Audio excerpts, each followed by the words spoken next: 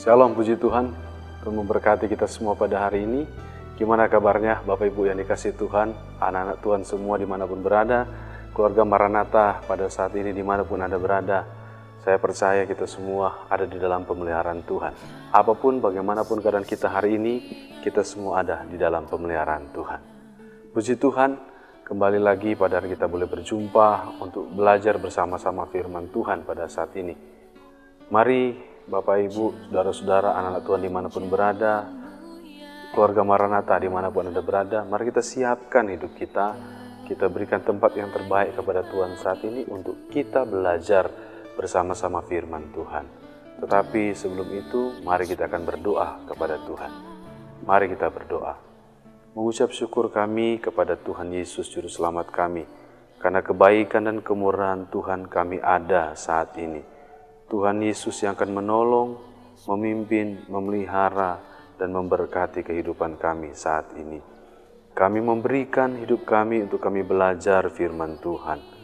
Tuhan kiranya yang akan memimpin kami saat kami belajar kebenaran firman-Mu oleh Roh Kudus Tuhan yang Kau berikan di dalam hidup kami. Mengurapi hamba-Mu, mengurapi setiap orang yang mendengarkan firman Tuhan, sehingga setiap telinga dibukakan, setiap pemikiran dibukakan, hati dibukakan oleh Tuhan. Kami mendengar, kami mengerti, kami memahami, kami menyimpannya di tempat yang terbaik dalam hidup kami. Kami melakukannya yang terbaik dari apa yang bisa kami berikan kepada Tuhan. Dan kami boleh menerima berkat dari firman Tuhan yang paling baik yang Tuhan berikan di dalam hidup kami. Terima kasih Tuhan, terpujilah nama-Mu. Dalam nama Yesus kami berdoa, amin. Puji Tuhan, saat ini kita akan belajar firman Tuhan bersama-sama tentang seorang perempuan yang memiliki anak yang sakit, lalu dia datang kepada Tuhan Yesus, meminta kepada Tuhan Yesus, tetapi kita melihat bagaimana Tuhan memproses hidup dari ibu ini, dari perempuan ini, supaya dia menunjukkan kualitas dari imannya yang paling baik. Topik firman Tuhan yang akan kita pelajari hari ini dengan judul Meminta dalam Kerendahan Hati. Tuhan mengajarkan kepada kita satu hal dalam hal meminta, yaitu lewat peristiwa perempuan ini, kita harus meminta dalam kerendahan hati. Mari kita akan membaca Alkitab kita bersama-sama dalam Matius pasal yang ke-15 ayat 21 sampai ayat yang ke-28. Mari kita baca bersama-sama firman Tuhan ini. Lalu Yesus pergi dari situ dan menyingkir ke daerah Tirus dan Sidon. Maka datanglah seorang perempuan Kanaan dari daerah itu dan berseru, "Kasihanilah aku ya Tuhan, anak Daud, karena anakku perempuan kerasukan setan dan sangat menderita." Tetapi Yesus sama sekali tidak menjawabnya. Lalu murid-muridnya datang dan meminta kepadanya, "Suruhlah ia pergi. Ia mengikuti kita dengan berteriak-teriak." Jawab Yesus, "Aku diutus hanya kepada domba-domba yang hilang dari umat Israel." Tetapi perempuan itu mendekat dan menyembah dia sambil berkata, "Tuhan, tolonglah aku." Tetapi Yesus menjawab, "Tidak patut mengambil roti yang disediakan bagi anak-anak dan melemparkannya kepada anjing." Kata perempuan itu, "Benar Tuhan, namun anjing itu makan rema-rema yang jatuh dari meja tuannya." Maka Yesus menjawab dan berkata kepadanya, "Hai ibu, besar iman. Maka jadilah kepadamu seperti yang kau kehendaki." Dan seketika itu juga anaknya sembuh.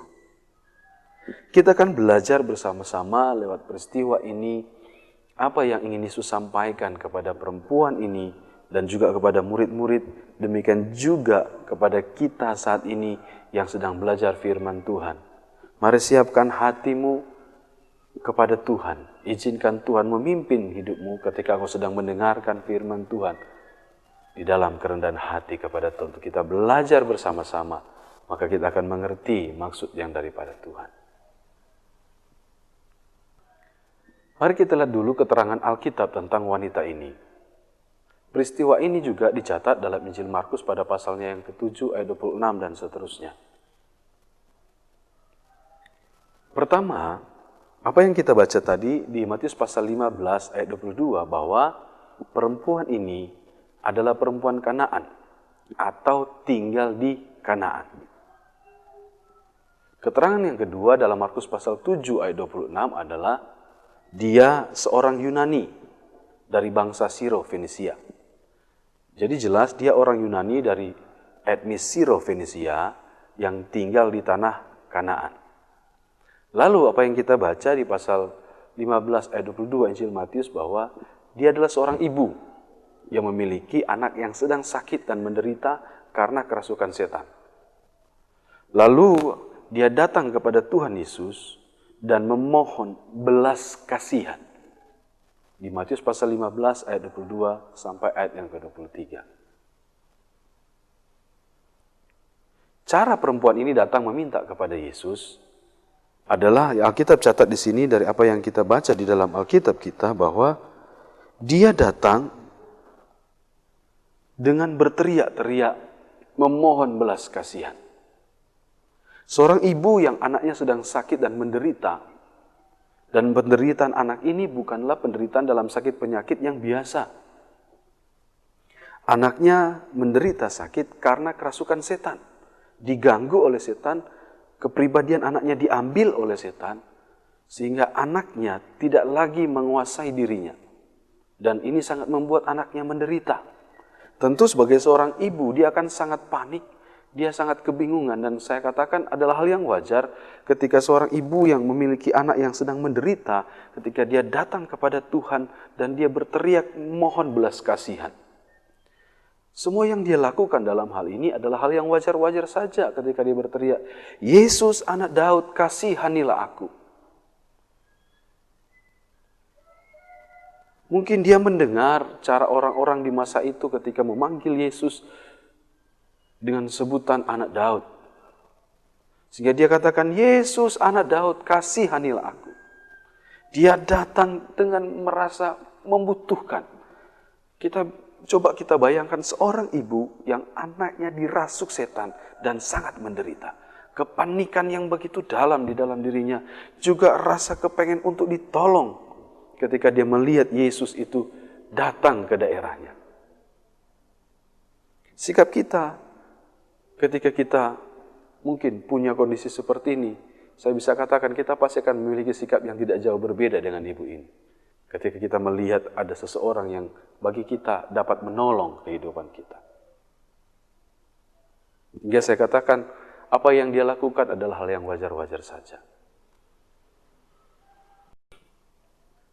Tetapi, Alkitab mencatat bagaimana sikap Tuhan Yesus atau bagaimana jawaban Tuhan Yesus ketika perempuan ini datang berteriak-teriak dan meminta tolong.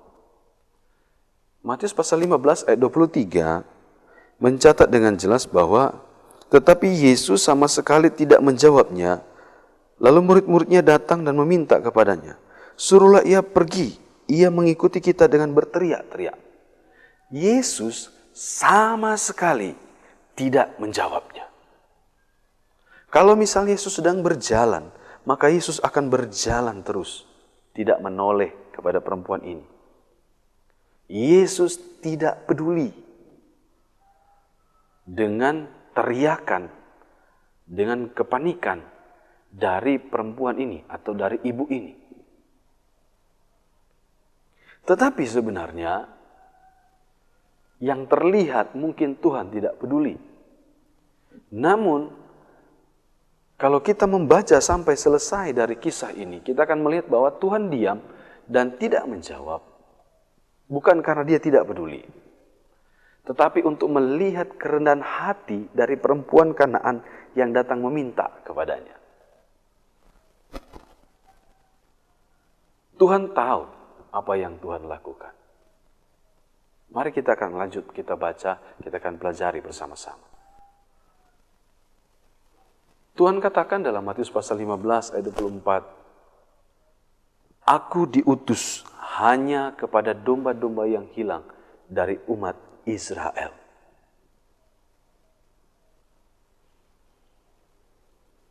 Ketika dia datang meminta kepada Tuhan dengan berteriak-teriak, memohon belas kasihan Tuhan. Yang pertama, Tuhan diam. Lalu murid-murid berkata kepada Tuhan, usir aja dia Tuhan, dia sangat mengganggu, dia teriak-teriak. Tuhan katakan bukan kepada perempuan ini saja, tapi juga kepada murid-murid sebagai penegasan bahwa dia datang, dia diutus hanya kepada domba-domba yang hilang dari umat Israel. Jelas ada ungkapan di sana, domba-domba. Artinya apa? Dia sebagai gembala yang baik, dia datang untuk mencari domba-domba yang hilang dari umat Israel, bukan kepada bangsa lain. Tuhan menolak perempuan ini karena dia bukan umat Allah, atau dia bukan orang Israel. Hal ini adalah ungkapan yang umum pada saat itu dan bahkan sampai hari ini. Perempuan ini adalah orang Kanaan, bangsa Yunani, dan etnis Siro-Fenisia.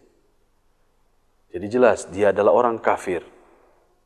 Dia bukan umat Allah. Tetapi sekalipun tidak dipedulikan, sekalipun Tuhan menjawab bahwa dia tidak datang untuk perempuan ini, Tuhan tidak bicara dalam hal yang khusus, tapi secara umum. Dia datang hanya kepada orang Israel saja. Namun kita membaca dalam Matius pasal 15 ayat 25, perempuan ini katakan kepada Tuhan Yesus, tetapi perempuan ini mendekat dan menyembah dia sambil berkata, Tuhan, tolonglah aku. Setelah mengalami penolakan, setelah Tuhan diam dan tidak peduli, setelah Tuhan katakan, aku datang bukan untukmu karena kamu orang kafir, kamu bukan orang Israel, kamu bukan domba-domba yang harus kucari, domba-domba yang harus ditolong. Dia datang dan mendekat, dia mengubah cara dia meminta. Bukan lagi mengatakan, Yesus anak Daud kasihanilah aku. Tapi dia datang dan mendekat dan dia katakan, Tuhan, tolonglah aku. Kitab Markus katakan bahwa ada seorang perempuan yang datang tersungkur di depan kaki Yesus. Perempuan ini memohon kepada Tuhan supaya Yesus mengusir setan dari anaknya. Dia bukan hanya datang mendekat dan menyembah, tapi dia tersungkur. Kita bisa bayangkan kepalanya itu ada di tanah, di depan kaki Yesus, tersungkur di depan Yesus. Dia memohon, Tuhan tolonglah aku, anakku sangat menderita diikat sama setan. Suatu ungkapan yang umum bahwa secara iman dia percaya Yesus itu bukan hanya anak Daud, tapi Yesus itu adalah Tuhan yang dapat menolong dia. Ketika perempuan ini katakan, Tuhan tolonglah aku, Tuhan tolonglah aku. Tetapi apa jawaban Tuhan Yesus? Dalam Markus pasal yang ke-7 ayat 27, lalu Yesus berkata kepadanya, biarlah anak-anak kenyang dahulu, sebab tidak patut mengambil roti yang disediakan bagi anak-anak dan melemparkannya kepada anjing. Dalam Matius pasal 15 ayat 26 katakan, tidak patut mengambil roti yang disediakan bagi anak-anak dan melemparkannya kepada anjing. Yesus mempersonifikasikan roti atau makanan ini adalah mujizat kesembuhan yang dibutuhkan oleh perempuan ini. Dan kalau kita melihat di sini mungkin kita akan tersinggung dan kita katakan Tuhan Yesus itu tidak punya etika dalam berbicara. Tuhan Yesus itu bukan orang yang sopan ketika berbicara. Masa seorang ibu datang kepadanya memohon sambil tersungkur di kakinya. Tetapi Yesus malah katakan, roti itu hanya untuk anak-anak, bukan kepada anjing. Tetapi perkataan Yesus ini ditangkap oleh perempuan ini sebagai sebuah jawaban dari apa yang dia minta. Luar biasa sekali. Luar biasa sekali. Yesus menjawab dari yang kita baca dari pertama tadi dalam ayatnya yang ke-23, 24 bahwa Yesus mempertentangkan umat Allah dan bangsa kafir. Lalu domba dan bukan domba. Siapa yang bukan domba? Yesus menyebut bahwa anjing. Lalu anak-anak dari manusia versus anjing. Tuhan menggunakan istilah yang umum juga pada waktu itu yang digunakan oleh orang-orang Yahudi pada masa itu bahwa kalau bangsa lain itu mereka samakan dengan binatang. Istilah anjing yang Tuhan berikan kepada perempuan ini bukan langsung dari hatinya katakan kamu anjing, tetapi suatu ungkapan yang umum. Kalau orang kafir itu disamakan dengan anjing. Nanti kita akan pelajari apa maksud Tuhan berkata demikian kepada perempuan ini. Tuhan Yesus memakai istilah anjing dalam hal ini. Mari kita akan belajar yang mana yang Tuhan gunakan. Ada dua kata Yunani yang dipakai pada waktu itu untuk menyebut kata anjing.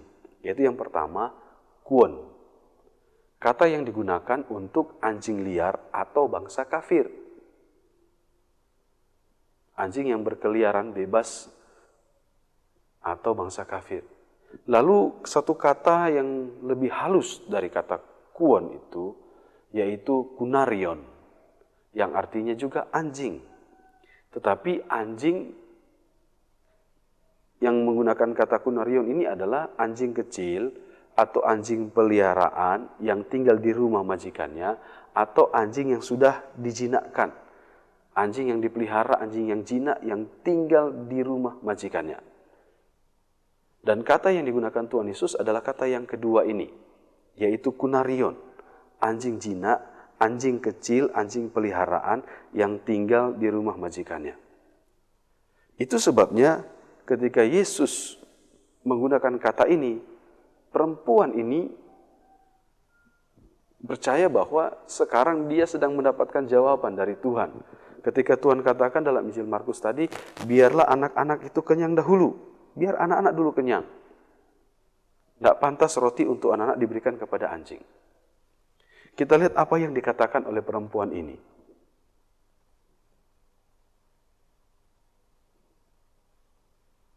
Matius pasal 15 ayat yang ke-27.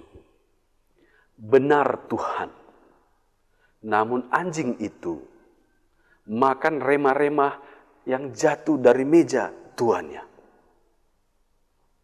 Benar Tuhan. Ketika Tuhan katakan bahwa biarlah dulu anak-anak kenyang. Biarlah dulu anak-anak kenyang. Tidak patut roti yang disiapkan untuk anak-anak diberikan kepada anjing. Biar dahulu anak-anak kenyang. Kalimat ini ditangkap oleh perempuan ini sebagai jawaban daripada Tuhan. Sehingga dia katakan, benar Tuhan. Akulah anjing kecil itu. Akulah anjing peliharaan itu yang menunggu di bawah meja tuanku. Kata tuan di sini bukan majikan besar, tetapi anak dari majikan itu yang memelihara anjing kecil di rumahnya. Bahwa anak dari majikan itu akan mengambil remah-remah makanan itu, sisa-sisa makanan. Remah itu sisa-sisa makanan atau pecahan-pecahan kecil dari makanan untuk diberikan kepada anjing. Dia katakan, meskipun hanya pecahan-pecahan kecil, aku siap menanti dengan sabar. Aku siap menanti dengan sabar apa yang akan diberikan oleh Tuanku itu. Ini luar biasa sekali. Yesus pertama kali menolak dia. Ketika dia datang, dia mengalami penolakan. Tuhan diam dan tidak berbicara. Ketika murid-murid berkata mendesak Yesus untuk mengusir perempuan, Tuhan katakan, dia datang bukan untuk perempuan ini, tapi datang untuk domba-domba Israel. Tetapi perempuan ini tetap memohon kepada Tuhan. Dia tersungkur di kaki Tuhan. Dia meminta kepada Tuhan. Di dalam kerendahan hatinya dia meminta kepada Tuhan. Tuhan, tolonglah aku. Anakku menderita kerasukan setan. Tuhan, tolonglah aku. Dia tidak melepaskan Tuhan. Meskipun Tuhan menolak dia, Tuhan diam. Tuhan tidak berbicara, Tuhan tidak berkata-kata. Tuhan, tolonglah aku. Terkadang Tuhan diam saat kita meminta kepadanya. Dan Tuhan seolah-olah tidak peduli dengan apa yang kita alami. Tetapi kenyataan sebenarnya bahwa Tuhan ingin melihat kualitas dari iman kita. Yaitu kerendahan hati di hadapannya. Orang yang punya kualitas iman, dia tahan uji. Itu sebabnya dia rendah hati.